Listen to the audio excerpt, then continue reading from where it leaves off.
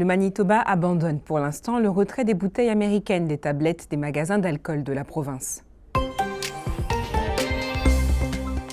Et oui, hier on vous disait le contraire, mais finalement le Premier ministre manitobain suspend cette initiative puisque les tarifs douaniers que menaçait d'imposer le président Donald Trump sont reportés d'1 mois. Wap Kinew met aussi sur pause son idée d'empêcher les entreprises américaines d'accéder aux contrats publics.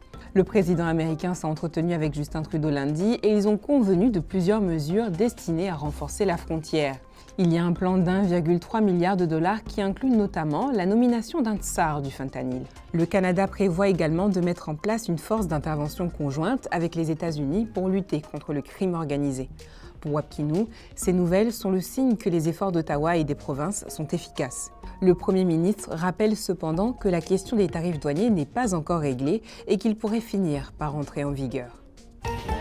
D'ailleurs, ce sursis de 30 jours a poussé Wap Kinew à réitérer l'importance d'avoir une bonne surveillance à la frontière entre le Manitoba et les États-Unis.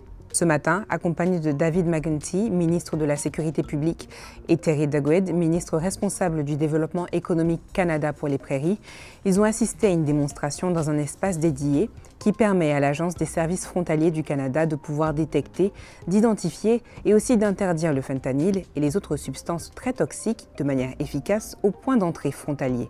The reason we're doing this is because this is good for Manitobans. Manitobans want to see fentanyl taken off the streets. Manitobans want a secure border. And if we can make those investments at the same time that we're strengthening the relationship with the United States of America and we're helping our economy, then it's all the better.